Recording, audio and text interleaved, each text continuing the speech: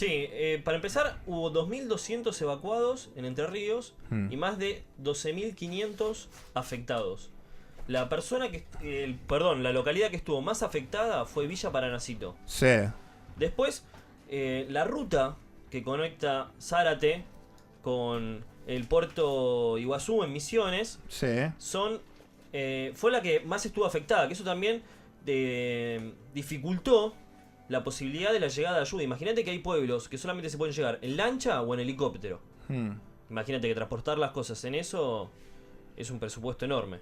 claro. Que hasta también se movilizó el ejército. Por poner en Puerto Iguazú, que es más o menos apenas cruzás el puente de Zárate Brazo y Largo, hay una especie de destacamento de infantes de marina que también realizaron tareas de rescate. Hay como 100 carpas más o menos y también funciona una tienda de campaña para alimentar a la gente. O sea, que la ayuda, imagínate que para llamar al ejército Mm. y que se vuelque a esta ayuda humanitaria, imagínate que la inundación fue muy grave. Bueno, vamos a continuar después de darle la bienvenida a esta persona que está esperándonos gentilmente del otro lado del teléfono, con los datos que está arrojando Diego Pascual sobre el tema de las inundaciones que están sufriendo en la Mesopotamia de nuestro país.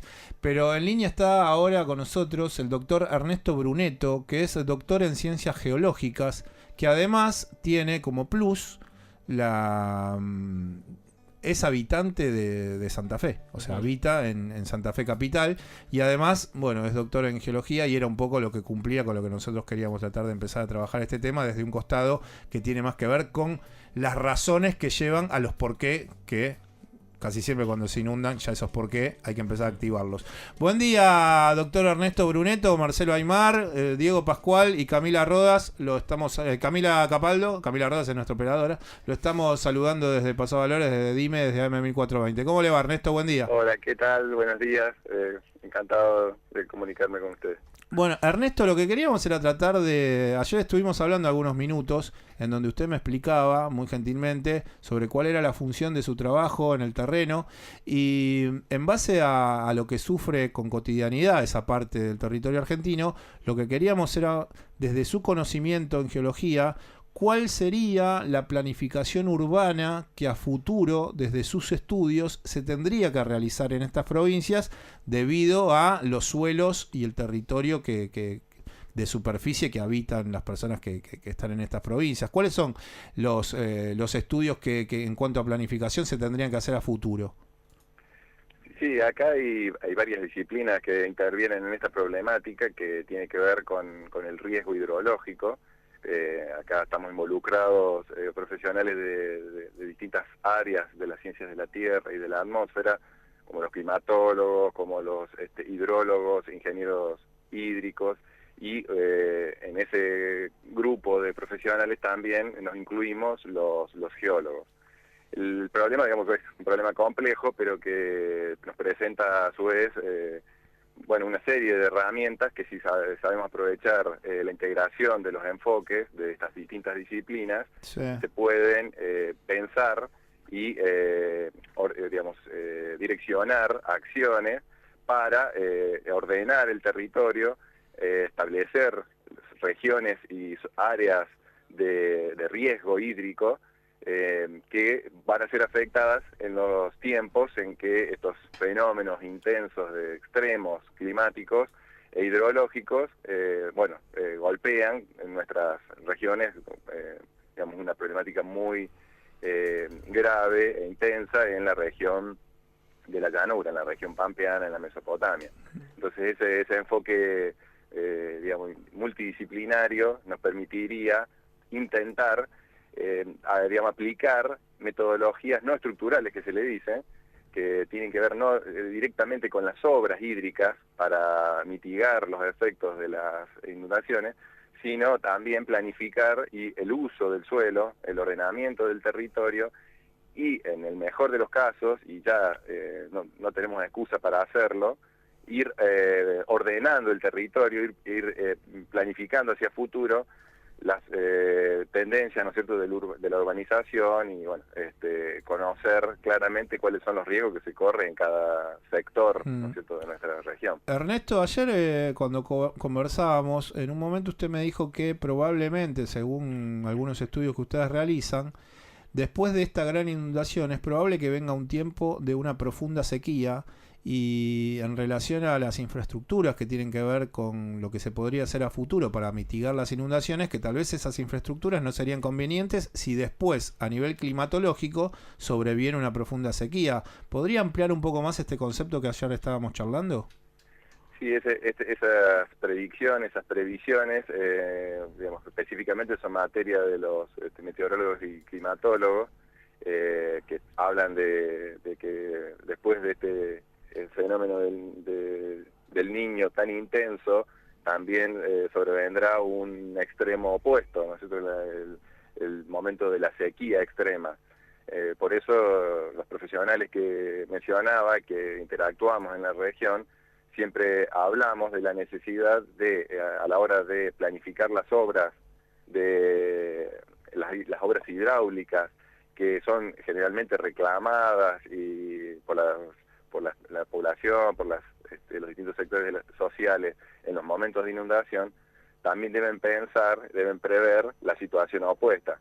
Hay regiones, hay sectores de nuestra provincia, por ejemplo en el caso de Santa Fe, que tienen una problemática grave respecto a la provisión del agua potable, que es un déficit. En el oeste de Santa Fe no tiene fácilmente el acceso a agua de buena calidad. Entonces todo este cuadro de fondo, ahora en momentos en los que sufren el fenómeno de la inundación extrema, no debe olvidar la situación futura, ¿no? Entonces hay que pensar las estrategias, no drenando absolutamente todo, sino pensando cómo también se trata de mantener la residencia, el tiempo de residencia del agua, ¿no es cierto?, en la zona para los momentos críticos opuestos, ¿no? Doctor Bruneto, buenos días, Diego Pascual lo saluda. ¿Qué tal? ¿Cómo te va, Diego? Muy bien. Primero que le quiero pedir disculpas porque debe haber tenido como 300 llamadas perdidas mías.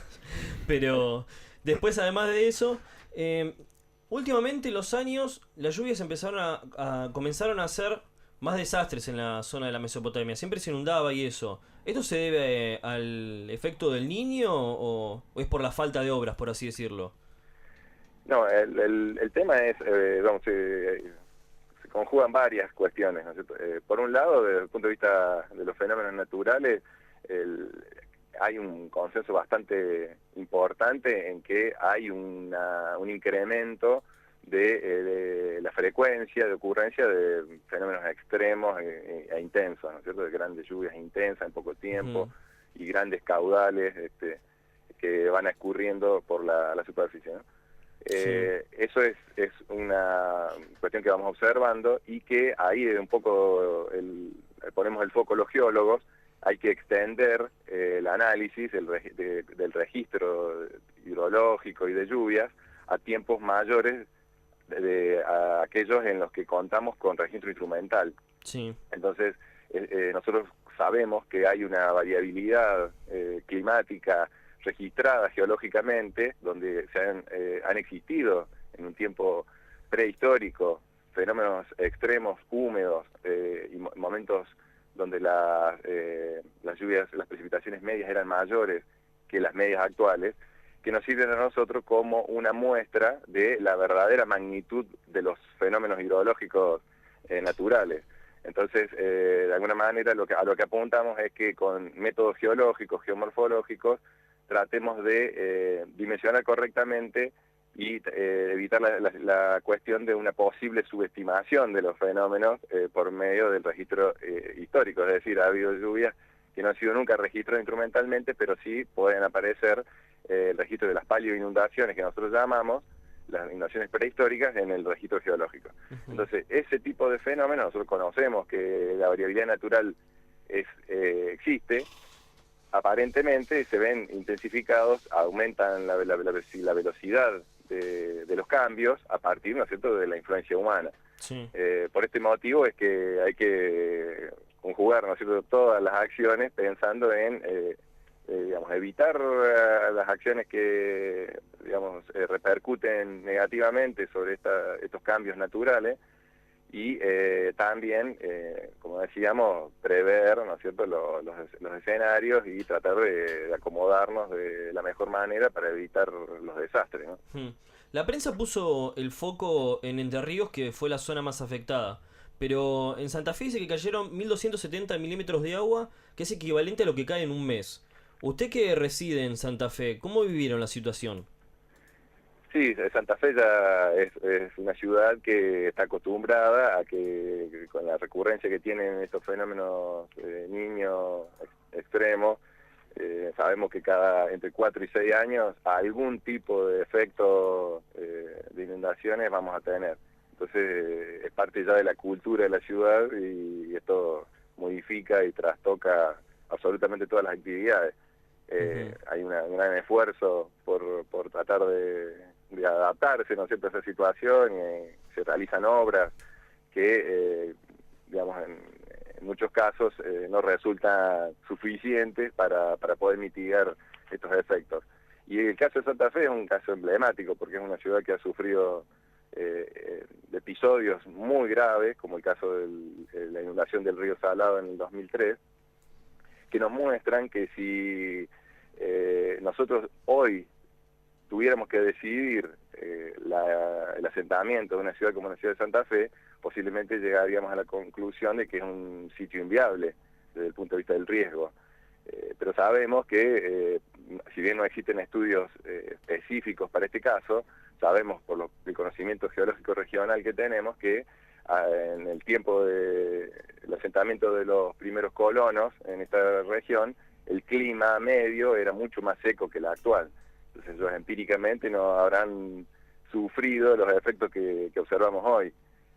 Por lo tanto, nosotros, digamos, a la luz de esos aprendizajes, desde el punto de vista que nosotros tenemos, tenemos que pensar que posiblemente vayamos hacia escenarios donde muchas áreas, muchos sectores corran riesgo. Y bueno, hay que trabajar más la cuestión no estructural, porque las obras nunca van a alcanzar. El ejemplo que vos ponías al principio de Villa Paranacito también es un llamado de atención que nosotros vemos desde el punto de vista geológico, que en los tiempos en los que el clima medio era mucho más húmedo, eso también tenía un efecto en el incremento de el nivel del mar, el nivel medio del mar, por lo tanto, de un corrimiento de las costas hacia el interior de los continentes. Esos fenómenos han tenido una variabilidad de varios miles de años, o sea, de recurrencia, pero posiblemente, y muchos abonan la teoría de que nosotros acelerando los procesos de cambio hacia un clima más húmedo, podamos también estar acelerando fenómenos de ese tipo, ¿no? Ernesto, y las zonas de costas bajas son zonas de mucho riesgo, ¿no? Ernesto, queríamos agradecerle por esta entrevista y seguramente en otro momento lo vamos a volver a llamarlo para poder ampliar alguna información. Sé que también nos comentó que hay una facultad de ingeniería hídrica que funciona en Santa Fe, que como periodistas le agradecemos que nos haya abierto las puertas también a ese nuevo dato. Y bueno, que tenga un buen fin de semana y esperemos que la gente pueda estar mucho mejor en esa parte de la República Argentina que con asiduidad tienen que sufrir estas inclemencias climáticas. Sí, bueno, muchas gracias a ustedes por el contacto y lamentablemente fundamentalmente en el caso que me toca, tenemos que hablar más del largo plazo y de la necesidad de prever, ordenar, digamos, tener estrategias que ayuden a evitar los peores costos en los momentos críticos, y que mucha gente, bueno, lo está sufriendo hoy aquí, y eso, digamos, a veces es difícil de entender. Pero creo que si todos aportamos, bueno, se puede hacer un manejo de las situaciones de desastre natural mucho más adecuado. Así que bueno, les agradezco el contacto y la disposición. Hasta luego. Quien está hablando con nosotros era el doctor Ernesto Bruneto, quien es doctor en Ciencias Geológicas, quien vive en Santa Fe, y estuvimos hablando con él sobre temas de las inundaciones que está sufriendo la provincia. Un último dato, Diego, nos vamos. Te voy a tirar una frase del presidente de la Sociedad Rural de Gualeguaychú. Hay productores que decidieron no levantar la soja porque es más caro que dejarla pudriéndose.